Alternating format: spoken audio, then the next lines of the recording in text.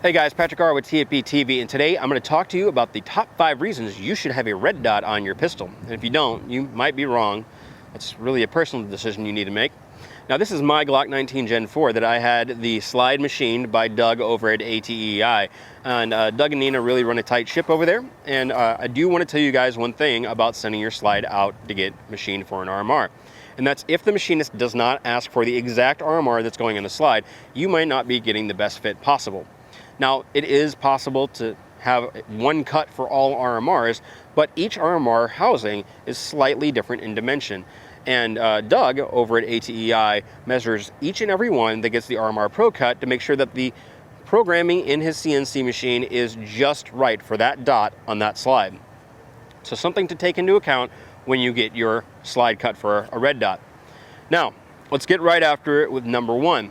People that have a hard time shooting due to poor eyesight sometimes have to go out and buy special glasses. And a red dot really can help with that. So instead of having to get your glasses to work with your eyes and focus on the front sight and make sure you can see the rear sight well enough to get it lined up, and you can see the target well enough to get everything working together, it really does help quite a lot, because now you just bring that pistol up, put the dot on the target, and pull the trigger.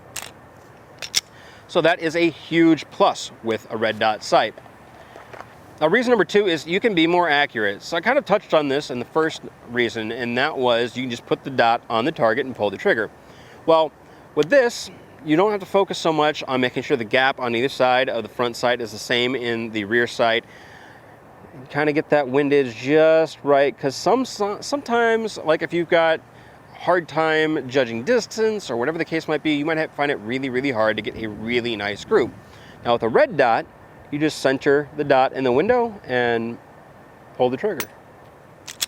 It's that simple.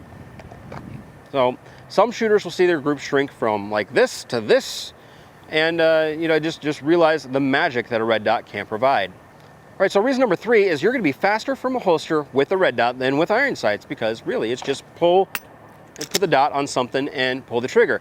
Now with sights, you need to pull, line it up, and then pull the trigger. But with a red dot, like I said, it comes out of the holster, dot on the target, and press. And it really is a lot faster once you get acclimated to using a red dot. Once you can find that red dot in the window every time when you present the pistol, you're going to be faster with a red dot than you are with iron sights. So that's something to take into account whenever you're doing this. Now, don't go out and have an RMR milled on your Glock like immediately. Don't have one installed on your 1911 like immediately and try this out. You can get a dovetail mount for most firearms and then get like a Vortex Venom, which is a couple $100, and that will let you really practice with a red dot and get used to presenting your gun with a red dot on top of it.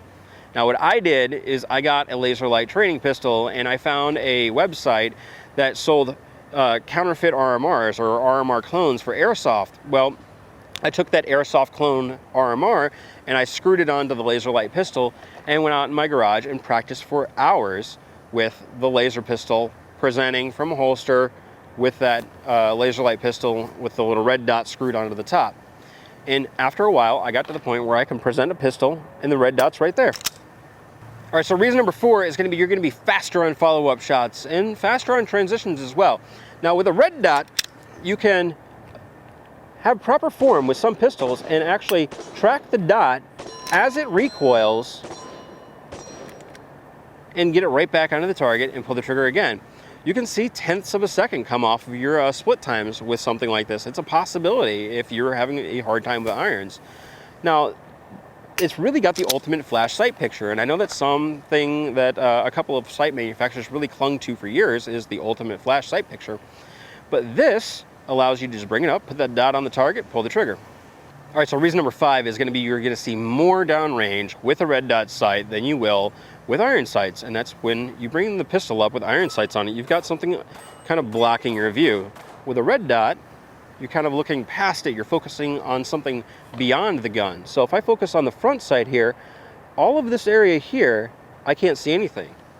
Now, if I focus on the red dot, I can see my hand right now, because my eyes are focusing around the gun and kind of filling in that space. It's kind of like if you hold your hand in front of your eye, you can still see everything that's going on, but you're not focused on that hand. But if you focus on that hand, you don't see any of this. So you really do see a whole lot more, and it promotes a heads-up shooting stance. So instead of the crouch down, all tactical Timmy kind of like locked up, you know, stance that some shooters have when shooting iron sights, the red dot really lends itself to keeping yourself upright, presenting the gun, and pressing the trigger. All right, so now my bonus reason, and it's not really a reason, it's just a cool thing that, a cool side benefit, is a red dot does two things that you don't get with iron sights. One, it's a handy handle, so you can use it to manipulate the gun against, you know, holsters or ledges or whatever the case might be. So that is a plus. Now, you know, bonus reason number two is it really kind of makes suppressor height sights irrelevant. Now, I've got suppressor height sights on this because this is my roll-in build, and it specifies, you know, something very specific. This was a clone build, but if I just had my way, I probably would have left the sights off and ran a slick slide with just an RMR, because once you pop a suppressor on there, that RMR clears the suppressor no problem, and you can see exactly what you're putting it on. Like, even with these Ameriglow suppressor height sights, I have a hard time like making it out. It just clears the top of the can, whereas my red dot sits maybe, you know, a 1/16 of an inch above the can, so I can clearly see where that bullet's going to impact. Anyhow, so those are my reasons why you should probably have a red dot on your gun. And you know, I've got to say, I've been really pleased with my experience with a red dot pistol. And it's something that I was really apprehensive about, because it is a big buy-in, and it's not something to take lightly. And what really put me over the edge is I got out and someone offered to let me shoot theirs. It was an M&P in 9mm with a Vortex Venom on it. And we had set up kind of a little steel challenge stage with a timer, and we were seeing how fast we could go with our personal carry guns. And I took off over a second by moving to a red dot pistol over my carry gun. Actually, it was this Glock 19 before it was cut for an RMR. So I was able to shoot faster with a red dot gun that I was unfamiliar with than I was with my Glock that I was very familiar with. And that made me really realize, holy crap, like, this is a valid concept, and I probably need to give it a try. And now that I've kind of really put a bunch of rounds downrange through a red dot pistol, somewhere in the neighborhood of about 2,500 at this point, maybe a little bit more than that, I've really become a believer, and I think that I'm probably going to put a red dot on just about everything, as long as it's not like a deep concealment piece. Anyhow, those are my top 5 reasons. I want to hear what you guys think down in the comments. I want to thank Ventura and ProxyBid for sponsoring our channel and making content like this possible. Visit them down in the description, and if you want to send something into the TFBTV mailroom, the address is down there as well. As is our Patreon page. So help keep the channel alive, donate $1 or $2 a month, and you'll end up getting a patch mailed to you by James or myself. And James even has giveaways that you'll be entered into automatically. We'll see y'all later. Bye.